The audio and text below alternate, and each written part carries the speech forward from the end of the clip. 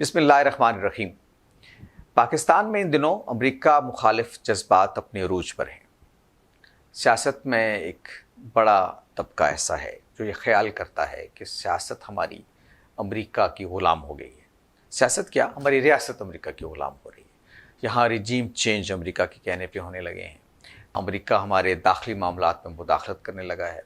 اس نے ہماری آزادی کو گویا سلب کر لیا ہے۔ اس لیے قوم کو اٹھنا چاہیے، امریکہ کے خلاف اٹھنا چاہیے، ایک پوری موومنٹ اس کے لیے کھڑی کر دینی چاہیے، اور ہم یہ اعلان کریں کہ ہم بطور قوم امریکہ کے غلام اب نہیں رہیں گے، ہم اپنے فیصلے اب خود کریں گے۔ سوال یہ ہے کہ کیا یہ پہلی دفعہ ہے کہ پاکستان کے اندر اس طرح امریکہ مخالف جذبات پیدا ہوئے ہیں، جس کو ہم اینٹی امریکنزم کہتے ہیں؟ کیا یہ پہلی دفعہ اٹھنے والی تحریک ہے، یا اس کا کوئی ماضی بھی ہے، اس کی کوئی تاریخ بھی ہے؟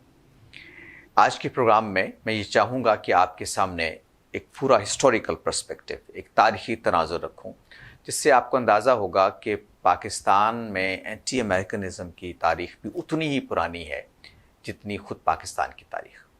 اور یہ بات اس لیے سمجھنا ضروری ہے کہ کنٹمپریری سیاسی جو انوائرمنٹ ہے اس کی تفہیم نہیں ہو سکتی جب تک ہم اس طرح کی چیزیں جب سیاست میں نمایاں ہوتی ہیں تو ان کو ان کے صحیح تاریخی تناظر میں سمجھتے نہیں ہیں۔ تو اینٹی امریکنزم، جیسے میں نے عرض کیا کہ اس کی تاریخ بھی اتنی ہی پرانی ہے جتنی خود پاکستان کی اپنی تاریخ۔ پس منظر یہ ہے کہ پہلی جنگ عظیم کے بعد اس دنیا میں ایک نیا ورلڈ آرڈر آیا، یعنی عالمی سطح پر دنیا ایک نئی سیاسی ارینجمنٹ کے دور سے گزرنے لگی۔ اس سے پہلے کیا تھا؟ دنیا کے اندر امپائرز تھیں، بڑی بڑی سلطنتیں تھیں جو دنیا پر غالب تھی، دنیا پہ اپنا اقتدار انہوں نے قائم کیا ہوا تھا۔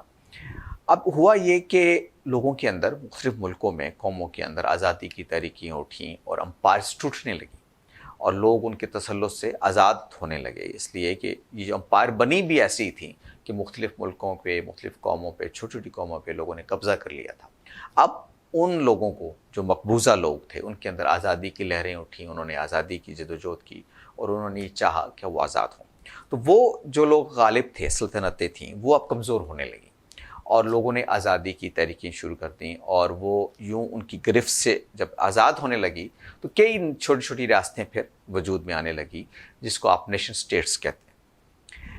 بڑی طاقتوں نے جو بکھر رہی تھی، جب یہ دیکھا کہ سب کچھ ہونے جا رہا ہے، تو انہوں نے اس نئی ریالٹی کو قبول کرتے ہوئے دنیا کے لیے ایک نئی ارینجمنٹ تلاش کی، اے نیو ورلڈ آرڈر، اور طے یہ پایا کہ اب امپائرز تو نہیں ہوں گی، دنیا کے اندر نئی ریاستیں قائم ہو جائیں گی، اور اس کو نیشن سٹیٹ کے اصول پر قبول کیا جائے گا، اور ان سب کو ایک انٹرنیشنل ارینجمنٹ میں لے لیا جائے گا، جس کو آپ یونائٹڈ نیشنز کہتے ہیں، اقوام متحدہ۔ اس سے پہلے لیگ آف نیشنز کا اس کو نام دیا گیا، بعد میں اقوام متحدہ یونائٹڈ نیشنز کا نام دیا گیا۔ یوں یونائٹڈ نیشنز وجود میں آئی، اور یہ کہا گیا کہ یونائٹڈ نیشن دنیا میں جس ملک کو آزاد ملک قبول کر لے گی، وہ گویا ایک طرح سے ایک آزاد ملک کے طور پر عالمی نقشے کا حصہ بن جائے گا۔ لیکن اس میں ایک طرف جہاں یہ فیصلہ کیا گیا کہ دنیا کی ساری ریاستیں اب برابر ہوں گی، اور اس اقوام متحدہ کی ارینجمنٹ کے تحت ان سب کا ایک ایکول ووٹ ہوگا، اور سب برابر ہوں گی، اور دنیا کی ساری اقوام کے اندر کوئی اعلیٰ ادنا نہیں ہوگا، سب برابر ہوں گے اور برابر رائٹس ہوں گے۔ لیکن اس کے ساتھ ایک یہ کیا گیا کہ جو بڑی ورلڈ پاور تھیں، انہوں نے اپنی ہیجمنی کو برقرار رکھنے کے لیے ایک 5 قوتوں کو ایک ویٹو کا حق دے دیا، سیکورٹی کونسل ایک بنا دی کہ یہ 5 بڑی ممالک ہوں گے کہ اگر کوئی دنیا میں بڑے فیصلے ہوں گے تو ان کی مرضی کے بغیر نہیں ہوں گے، اور اگر یونائٹڈ نیشنز کے ممبر اراکین کی میجارٹی کوئی فیصلہ کرتی ہے تو ان میں سے کوئی ایک ریاست بھی اس فیصلے کو ویٹو کر دے تو وہ کر دے گی، اور یوں وہ فیصلہ نافذ العمل نہیں ہوگا۔ تو ان 5 بڑی جو ریاستیں تھیں ان کے اندر امریکہ بھی تھا، چین، روس، برطانیہ اور فرانس، یہ شامل تھے۔ چنانچہ اس کے بعد سے ایک نئی ارینجمنٹ پیدا ہوئی۔ تاہم یہ ضرور ہوا کہ لوگ آزاد ہوئے، لوگوں نے اپنے اپنے ملک بنا لیے، اور پاکستان بھی پھر اس کی جو آزادی کی موومنٹ اس دور میں کھڑی ہوئی تھی، اسی کے نتیجے میں آہستہ آہستہ 1947 پہ آ کے آزاد ہو گیا۔ پاکستان جب آزاد ہوا تو نیو ورلڈ آرڈر وجود میں آ چکا تھا، اور نیو ورلڈ آرڈر کے نتیجے میں جب وہ نیا طاقت کا توازن تھا، اس میں 2 بڑی طاقتیں سامنے آ رہی تھیں، ایک امریکہ اور ایک سوویت یونین۔ امریکہ بھی یونائٹڈ اسٹیٹس آف امریکہ تھا اور سوویت یونین بھی بہت ساری ریاستوں کا ایک حصہ تھا، اور امریکہ نے بھی بہت سارے علاقوں پہ قبضہ جیسے کر کے مختلف ریاستوں کو مل کے ایک کنفیڈریشن ٹائپ چیز بنا لی تھی۔ سوویت یونین نے بھی بہت سارے علاقوں پہ قبضہ کر رکھا تھا اور ان کو گویا ایک یونین کی شکل میں مرتب کر دیا تھا۔ تو جیسے میں نے عرض کیا کہ پہلے تو یونائٹڈ نیشنز کے وجود میں آنے سے پہلے طاقت کے زور پر ایک امپائر دوسرے امپائر سے لڑتی تھی۔ اب ایک نئی ارینجمنٹ ہوئی جس کے تحت یہ لوگ بڑے مانیں گے، ان کے منظوری سے ایک ورلڈ آرڈر قائم ہو گیا، لیکن ظاہر ہے کہ انسان کے اندر جو ایک پاور کی سٹرگل ہے وہ ختم نہیں ہوئی۔ تو اب ایک نئی ارینجمنٹ کے تحت یہ ورلڈ پاور ایک دوسرے سے گویا نمبردہ اسباب بھی ہونے لگی، تصادم کی طرف بھی بڑھنے لگی۔ تو دو بڑی فورسز وجود میں آئیں، امریکہ اور سوویت یونین۔ ان کے اندر ایک نظریاتی بعد بھی تھا۔ امریکہ جو تھا وہ سرمایہ نظام کا پروردہ تھا اور سرمایہ نظام کا نمائندہ تھا۔ سوویت یونین اس کے مقابلے میں ایک دوسرا جو نظام، پولیٹیکل سسٹم، پولیٹیکل ایک آئیڈیالوجی بھی، کمیونزم، اشتراکیت، اس کے نمائندہ تھا۔ چین بھی اگرچہ اشتراکیت کو قبول کرتا تھا، لیکن اس کا ایک ماؤ ژےتونگ اس کے چونکہ بانی تھے، تو ان کا جو ورژن تھا وہ اس ورژن سے مختلف تھا جو اشتراکیت کا سوویت یونین نے اختیار کیا، جو کارل مارکس کے افکار پر اور پھر اس میں بعد میں لینن اور اسٹالن کی انٹرپریٹیشن اور پالیسیز کے نتیجے میں مرتب ہوا تھا۔ ان دونوں کے درمیان ایک سرد جنگ شروع ہو گئی، یعنی اب دنیا میں اپنا غلبہ کیسے رکھنا ہے۔ اب اس طرح سے تو نہیں ہو رہا تھا کہ جیسے قبضہ کر لیا جاتا تھا دنیا میں، چھوٹے ملکوں کو کیسے اپنی دائرہ اختیار میں لانا ہے اور دنیا میں گویا ایک طرح سے اپنی ہیجمنی کو برقرار رکھنا ہے۔ اس کے لیے ایک سرد جنگ شروع ہوئی۔ تو یہ جب سرد جنگ شروع ہوئی تو اس کا نتیجہ یہ ہوا کہ دنیا بھر میں امریکہ نے اور سوویت یونین نے اپنے اثر رسوخ بڑھانے شروع کیے اور اس کے لیے ایک نظریاتی بنیادیں بھی فراہم کی۔ تو یہ جو اشتراکیت تھی، کمیونزم، یہ ایک اسٹرانگ پولیٹیکل آئیڈیالوجی کے طور پر آئی اور اس میں دنیا بھر میں لوگوں نے ایک ایسی کلاس لیس سوسائٹی کے لیے جدوجہد کرنا شروع کی اور اس کے لیے سوویت یونین نے بیک کرنا شروع کیا۔ اس کے مقابلے میں جو اس کے مخالف تھے ان کو بیک کرنا شروع کر دیا امریکہ نے۔ یوں امریکہ جو ہے اور سوویت یونین کے درمیان ایک نظریاتی کشمکش شروع ہوئی، اور جب پاکستان بنا تو اس سے پہلے ہندوستان کے اندر بر صغیر میں ایک آل انڈیا کمیونسٹ پارٹی وجود میں آ چکی تھی، جنہوں نے سوویت یونین کے افکار سے، یا جو کہ ایک مارکسزم اور پھر اس کے بعد لینن اسٹالنزم کے افکار کو دنیا کی نجات کا ذریعہ کہا، اور چونکہ نظریہ جو ہوتا ہے، آئیڈیالوجی، اس کا کوئی سرحد نہیں ہوتی، وہ عالمگیر ہوتا ہے، تو اس کو اپنے طور پر بر صغیر میں کمیونزم کو نافذ کرنے کے لیے ایک تحریک اٹھائی۔ اور ظاہر ہے کہ اس کے مخالف جو تھے، جس کو آپ ترقی پسندوں کے مقابلے میں آپ آرتھوڈاکس کہتے تھے، وہ تھے جو اس کو نہیں مانتے تھے۔ تو یہ تحریک جب یہاں ہندوستان میں اٹھی تو اس نے سب سے پہلے ادب کو اپنا حلقہ بنایا، تاکہ وہ لوگ جو انٹلیکچوئلس ہیں ان کے اندر ایک پبلک، ان کی وجہ سے پبلک کے اندر ایک اویئرنیس کی، ایک نئی آئیڈیالوجی کو انکارپوریٹ کرنے کی مہم شروع کی جائے۔ تو یہ گویا جو اشتراکی افکار کی نمائندہ تحریک تھی، اس کی پشت پناہی سوویت یونین کرتا تھا، اور جو دوسری طرف ان کے مخالف تھے ان کی پشت پناہی امریکہ کرتا تھا۔ یہ ایک گویا ڈویژن دنیا میں ہو رہی تھی۔ تو جب پاکستان بنا تو اس وقت یہ جدوجہد یہاں بھی عروج پر تھی۔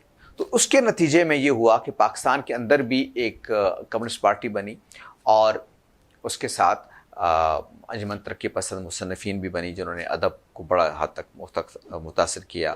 اختر حسین رائے پوری، سبط حسن، فیض احمد فیض، یہ بڑے لوگ تھے جنہوں نے ترقی پسند تحریک کو گویا فکری بنیادیں فراہم کی۔ تو جب پاکستان بنا تو یہ سارے لوگ پاکستان میں بھی آئے، یہاں بھی اس کی تنظیم شروع ہوئی، اور یوں یہ لوگ چونکہ امریکہ کے مخالف تھے، سوویت یونین کے ساتھ تھے، تو انہوں نے یہاں پہلی تحریک جو اینٹی امریکنزم کی تھی وہ بائیں بازو کی پولیٹکس میں، بائیں بازو یعنی کمیونسٹ افکار کے تحت سامنے آئی۔ یہ دور جاری رہا پاکستان بننے سے، یعنی اس کا آغاز ہوا، یہ 1960 کی دہائی تک جاری رہا۔ 1960 کے بعد جب ایوب خان کا دور آیا تو پھر یہ ان لوگوں نے کوشش کی کہ کسی طریقے سے پینیٹریٹ کرے عوام میں، اور فکری طور پر پینیٹریٹ کرے۔ فکری پینیٹریشن تو ایک لیول پہ ہوئی، انہوں نے یونیورسٹیوں کے اندر، تعلیم گاہوں کے اندر کچھ لوگوں کو، یہ جنریشن کو متاثر کیا، لیکن سیاسی طور پر یہ بہت ایکٹیو نہیں ہو سکے۔ اس کے برخلاف یہ ہوا کہ دوسری طرف ایک نئی آئیڈیالوجی جس کو پولیٹیکل اسلام کہتے ہیں وہ بھی یہاں کھڑی ہو گئی، اور اس نے ان کو چیلنج کیا، مارکسزم کو، اور مارکسزم کو چیلنج کیا تو وہ گویا ایک اور دوسرے اس کے مخالف ہماری دانشگاہیں، ہمارے تعلیمی ادارے، اس کے اندر یہ موومنٹ پیدا ہونا شروع ہوئی، اور یوں یہ اینٹی امریکنزم کی پہلی لہر تھی جو 1960 کی دہائی تک جاری رہی۔ اس میں ان کو بہت بڑی کامیابی حاصل نہیں ہو سکی۔ دوسری لہر پیدا ہوئی جب بھٹو صاحب آئے. بھٹو صاحب بھی اس طرح کے افکار سے متاثر تھے, تو انہوں نے پیپلز پارٹی جب بنائی تو اس کو انہوں نے سوشلسٹ افکار کی بنیاد پر رکھا. تو یوں ایک اینٹی امریکنزم کا دوسرا دور شروع ہوا. بھٹو صاحب جب دنیا سے رخصت ہو رہے تھے اور جب ان کا دور ختم ہوا اقتدار کا اور مارشل لا آیا, تو بھٹو صاحب کا کہنا یہ تھا کہ اصل میں یہ امریکہ ہے جو ہماری داخلی سیاست میں مداخلت کر رہا ہے اور میرے اقتدار سے ہٹانے میں امریکہ کا رول ہے. چنانچہ وہ کہتے تھے کہ وائٹ ایلیفنٹ میرے پیچھے ہے. اور پیپلز پارٹی یہ ورژن اس کو اظہار کرتی رہی ہے بعد میں کہ بھٹو کو پھانسی دلوانے میں بھی امریکہ کا ہاتھ ہے. یہ گویا اینٹی امریکنزم کی دوسری موومنٹ تھی, اور یہ بھٹو صاحب کے مرنے کے بعد بہت عرصہ نہیں چل پائی. کچھ عرصہ تو اس کو فالو کیا گیا, لیکن بعد میں جب بے نظیر بھٹو اقتدار میں آئی تو وہ ایک طرح سے امریکن کیمپین چلی گئی اور یہ گویا جذبات جو ہے وہ سد پر گئے. اینٹی امریکنزم کی تیسری لہر اس وقت آئی جب امریکہ نے 9/11 وغیرہ ہوا, دنیا میں ایک جہادی آرگنائزیشنز پیدا ہوئی ہیں جنہوں نے امریکی ہیجمنی کو چیلنج کرنا شروع کیا. تو اس وقت امریکہ نے ان کے خلاف ایک لہر جب اٹھنے ہو رہی تھی تو اس کے خلاف جنگ لڑنی شروع کی, جو 9/11 کے بعد القاعدہ وغیرہ کے خلاف تھی. یعنی سوویت یونین کے ساتھ لڑی یہ سرد جنگ جو تھی یہ جاری رہی 1949 سے لے کے 1989 تک, جب سوویت یونین دنیا سے ختم ہوا. تو اس کے ساتھ ذرا سوویت یونین ختم ہوا تو وہ اینٹی امریکنزم اور وہ سارا سسٹم بھی ختم ہو گیا. تو جو تیسری لہر پیدا ہوئی وہ اس وقت پیدا ہوئی کہ جب 9/11 ہوا اور اس کے بعد امریکہ نے ان قوتوں کو ہدف بنانا شروع کیا جو امریکہ کے خلاف تھیں اور امریکی ہیجمنی کو چیلنج کر رہی تھیں, اور وہ چونکہ القاعدہ اور اس طرح کی تنظیمیں تھیں اور یہ سب اسلام بیسڈ تھیں. تو اب یہ جو دور آیا اس کے اندر اسلام پسند ورسز امریکہ, یعنی اب اینٹی امریکنزم کا ایک نیا دور شروع ہوا جس میں پہلے تو لیفٹ کے لوگوں کے پاس اینٹی امریکنزم کا بینر تھا, اس کا جھنڈا تھا, اب اسلامسٹوں کے پاس تھا امریکہ کے مخالف ہونے کا جھنڈا. اور یہ جنگ جو ہے وہ جاری رہی کم و بیش اس وقت تک جب تک القاعدہ اور یہ لوگ ایلیمنیٹ نہیں ہو گئے یا یہ دنیا کے اندر انہوں نے ان کی وجہ سے دہشت گردی پھیلی اور لوگوں کے اندر وہ پینیٹریٹ نہیں کر پائے اور یوں وہ موومنٹ دم توڑ گئی. پاکستان کے اندر بھی یہ اینٹی امریکنزم کا ایک دور تھا جس کے نتیجے میں متحدہ مجلس عمل بنی اور انہوں نے KP میں الیکشن بھی جیتا. اس وقت اینٹی امریکنزم کا اب نیا دور جو ہے یہ اب شروع ہوا جس کو عمران خان صاحب لیڈ کر رہے ہیں. ان کا خیال یہ ہے کہ ان کو اقتدار میں ہٹانے میں امریکہ کا ہاتھ ہے, اور رجیم چینج جو امریکہ سے منسوب ہے کہ دنیا میں اپنا اثر رسوخ بڑھانے کے لیے حکومتیں بدلتا ہے اور اس سے اپنی پالیسی کو وہاں نافذ کرواتا ہے. تو یوں رجیم چینج سے وہ اپنے آپ کو وہاں منواتا ہے, اپنی باتوں کو منواتا ہے. تو عمران خان صاحب کا مقدمہ یہ ہے کہ یہ امریکہ نے مجھے ہٹوایا اقتدار سے اور وہاں مقامی لوگوں نے ان کی ایجنٹ کا رول ادا کیا ہے, لہٰذا اب آزادی کی جنگ ہم لڑیں گے. مجھے اقتدار میں لانے کا مطلب یہ ہے کہ گویا ہم امریکہ سے آزاد فورن پالیسی بھی بنائیں گے, اس کے پاکستانی سیاست کے اندر اس کے اثرات کو بھی ختم کریں گے. تو گویا اس کو وہ لے کے چلے ہیں. اور چونکہ پاکستان کے اندر اینٹی امریکن جذبات جیسے میں نے کہا کہ سارے عوامل کی وجہ سے موجود رہے ہیں. گیلپ کا ایک سروے بتاتا ہے کہ تقریباً 74% لوگ پاکستان میں امریکہ مخالف. اور یہ بھی لیکن انٹرسٹنگ بات یہ ہے کہ صرف 36% لوگ یہ مانتے ہیں کہ امریکہ کو عمران خان صاحب کو ہٹانے میں امریکہ کا کردار ہے. یعنی وہ عمران خان صاحب کی اس بات سے اتفاق نہیں کرتے کہ ان کو ہٹانے میں کوئی رجیم چینج میں کوئی امریکی رول ہے. صرف 36% لوگ یہ بلیو کرتے ہیں, لیکن تاہم لوگوں کے اندر 74% وہ لوگ ہیں جن کے اندر اینٹی امریکنزم جذبات ہیں. اور ان سے جب پوچھا گیا کہ امریکہ دوست ہے یا دشمن ہے تو انہوں نے کہا کہ امریکہ ہمارا دشمن ہے. تو یہ بڑے ادوار ہیں جو پاکستان کی تاریخ کے اندر اینٹی امریکنزم کے حوالے سے آئے. یہ ہمیں سمجھنا چاہیے کہ غلامی کا مطلب کیا ہے, امریکہ سے بے نیازی کس حد تک ممکن ہے, امریکہ سے بے نیاز ہونے کا مطلب کیا ہے, امریکہ سے آزادی کا صحیح مفہوم کیا ہے, اور آج کے دور میں ایک انڈیپینڈنٹ پالیسی کیسے بن سکتی ہے. میں چاہوں گا کہ آئندہ کسی پروگرام میں اس کو موضوع بنائیں, لیکن آج مجھے صرف یہ واضح کرنا تھا کہ اینٹی امریکنزم کیا ہے, پاکستان کے اندر اس کی تاریخ کیا ہے, اور آج تک یہ ہم تک کیسے پہنچی. آپ کا بہت شکریہ.